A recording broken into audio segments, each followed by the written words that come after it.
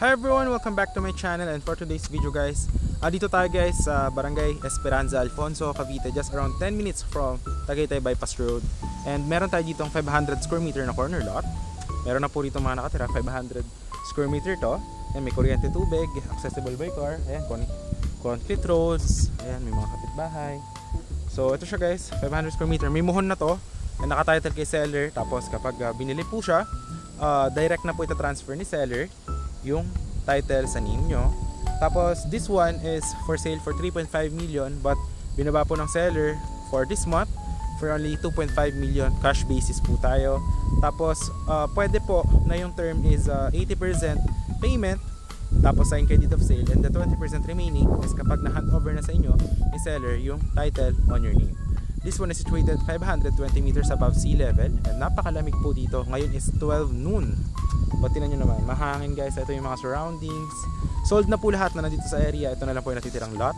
Ayan, nandun din yung binili ng client ko, yung 6 million house na 200 square meter. Ayan sa likod ko. So inaayos na rin siya for turnover. So ayan, dito guys, ito yung 500 square meter. Walang restrictions since hindi po ito subdivision, no? So bahala po kayo kung gusto niyo siya pagawa ng house, or gusto niyo pang business, or kung ano man yung plano niyo. So ito siya, ayan. Alright, ayan, may kapitbahay din doon. Ayan. So this is the corner lot. Pag ganyan siya guys.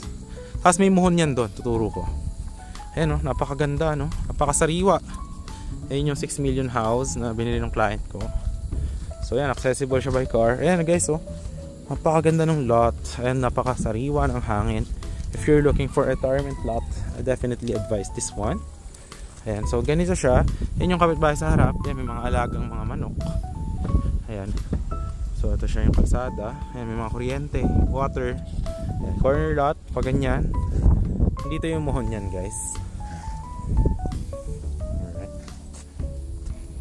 So ayan guys, hanggang dito yung muhon. Ayan, hanggang dito yung 2. Ayan, 500 hanggang doon sa kotse ko, pailiko. Ayan, hanggang dyan sa lubong. Tapos pag ganyan. Kasi may ari nito 200 square meter to. Itong kabila is 300 square meter, 327. Ito yung kapitbahay sa kabila. Ayan, oh.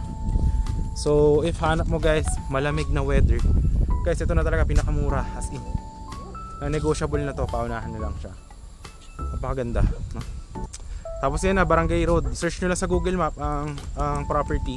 Barangay Esperanza, Ibaba Hall.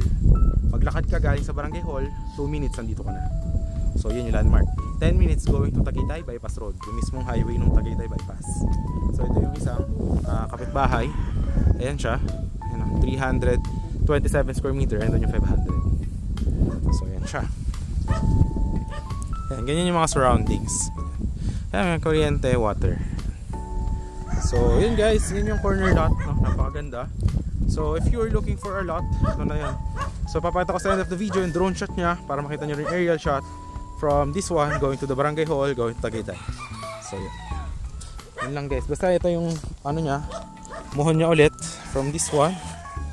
Ayan, ito siya. Diretso, corner. Ayan. Tapos pwede ka rin na-send yung mga copy ng title nito. Nandiyan yung Viber WhatsApp ko if you're interested. So yun lang ang ating tour. Ay, napakaganda ng lupa. Ang tapa ng lupa dito, maganda siya taniman and gawa ng house. Napakatahimik. So yan, ikutan naman natin yung isa, yung 6 million house para makita nyo din. Yan yung kapit. Yan yung ano, yung sa client ko, yung 6 million na bahay. And dito guys, kasya po, dalawang sasakyan dito. Ito ano to kalsada. Yan, for ano to kasya dalawang sasakyan. Yan, ito yung papalinis na lang natin pag may bumili na. Yan. Yung neighborhood kung gaano rito katahimik. I will show you the drone shot in 3, 2, 1. Paikutan natin yung bahay na to ng drone.